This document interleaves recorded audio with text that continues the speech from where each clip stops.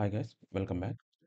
ఈ వీడియోలో మనం రాయబోతున్న క్వెరీ ఏంటంటే, వెరీ సింపుల్ క్వెరీ అనమాట.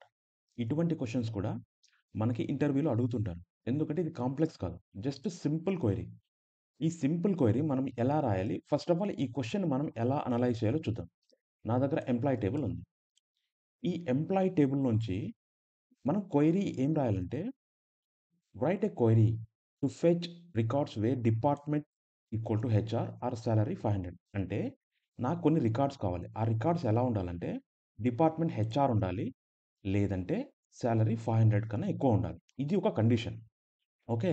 But, exclude rows that satisfy both condition at the same time. అంటే ఎవరైనా గూడా డిపార్ట్మెంట్ ఐడీ హెచ్ఆర్ ఉండి, అదే పర్సన్ సాలరీ 500 కన్నా ఎక్కువ ఉంటే వాళ్ళని ఎక్స్‌క్లూడ్ చేయమంటారనమాట. ఫస్ట్ ఆఫ్ ఆల్ ఇక్కడ 2 కండిషన్స్ ఉన్నాయి. ఒక్కొక్క కండిషన్‌కి మనం క్వెరీ రాయాలి. ఫైనల్‌గా ఆ 2 కండిషన్‌ని మనం కంబైన్ చేయాలన్నమాట.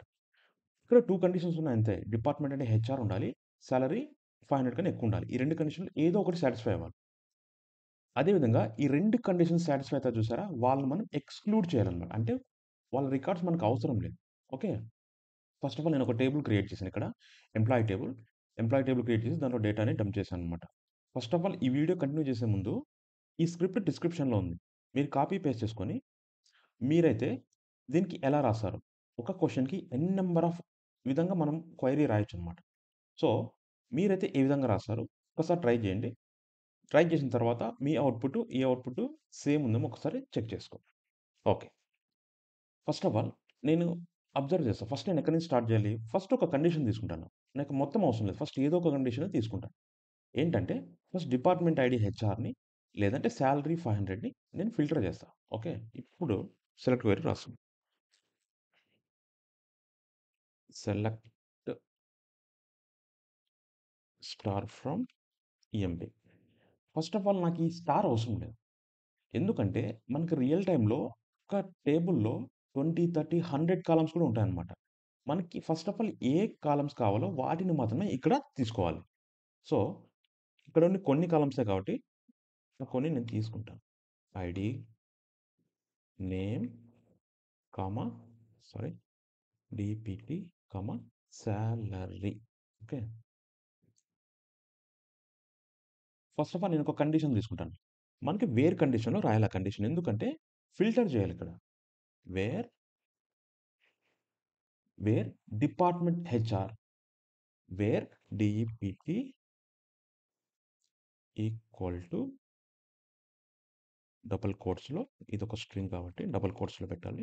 హెచ్ఆర్ ఆర్ ఇప్పుడు వాడే చెప్పేసాడు. ఈ 2 కండిషన్‌లో ఏదో ఒకటి సాటిస్ఫై అవ్వాలి. సో, ఆర్ అని అట్లనే పెట్టుకున్నాం. సాల్ సాలరీ సాలరీ గ్రేటర్ థాన్ 500 ఒక కండిషన్ సాటిస్ఫై చేశా. ఓకే. వీళ్ళు ఈ కండిషన్ సాటిస్ఫై చేస్తున్నారు. వీళ్ళలోంచి నేను ఎక్స్‌క్లూడ్ చేయాలన్నమాట. ఎందుకంటే ఇక్కడ ఆల్రెడీ క్వెరీలో మనకి ఎక్స్‌క్లూడ్ చేయమంటున్నారు. ఎవరిని? ఈ 2 కండిషన్ ఎవరైతే సాటిస్ఫై చేస్తారో వాళ్ళని ఎక్స్‌క్లూడ్ చేయనాయన అంటున్నాడు. సో, నేనేం చేస్తానంటే ఇదే క్వెరీని కాపీ చేస్తున్నా. కాపీ చేసి ఇక్కడ పేస్ట్ చేసి ఇక్కడ ఆర్ ఉంది కదా! ఈ 2 కండిషన్స్ సాటిస్ఫై అయ్యేవాళ్ళు ఎవరో నేను చెక్ చేస్తా ఒకసారి. ఆర్ ప్లేస్‌లో రన్ పెట్టుకుంటా. ఓకే. బి అనేవాడు ఈ 2 కండిషన్‌ని సాటిస్ఫై చేస్తున్నాడు. ఒక్కసారి చూస్తే డిపార్ట్మెంట్ హెచ్ఆర్ ఉంది. సాలరీ కూడా 500 ఉంది. ఈ రికార్డ్‌ని నేను ఈ రికార్డ్‌లోంచి ఎక్స్‌క్లూడ్ చేయాలన్నమాట.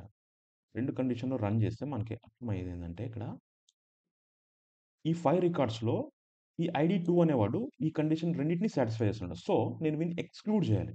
ఎక్స్‌క్లూడ్ చేయాలంటే ఏం రాసాం? ఈ 2 కండిషన్‌ని నేను ఏదో విధంగా కలపాలా. సో, ఆల్రెడీ నాకు సెలెక్ట్ ఉంది. ఫ్రమ్ ఎంప్లాయీ టేబుల్ ఎవ్రీథింగ్ ఉన్నాయి. వేర్ కండిషన్‌లో ఇది మాత్రమే ఎక్స్‌ట్రా వచ్చింది. సో, నేను ఇదొక్క కండిషనే తీసుకొని దీనికి ఇంటిగ్రేట్ చేస్తా. బ్రాకెట్స్ రాసుకుంటే మనకు కొంచెం క్లియర్‌గా ఉంటదన్నమాట. ఫస్ట్ ఈ కండిషన్ సాటిస్ఫై అయిపోయింది. అండ్ ఈ కండిషన్ కూడా సాటిస్ఫై అవ్వాలి. అండ్ ఆ రికార్డ్ ఇక్కడ నుంచి ఎక్స్‌క్లూడ్ చేయాలి. అంటే నాకు అవసరం లేదు దాన్ని. నాట్ పెట్టుకుంటా. ఫైన్. ఒక్కసారి నేను రన్ చేస్తానా? చూడండి. రికార్డ్ ఎళ్ళిపోయింది.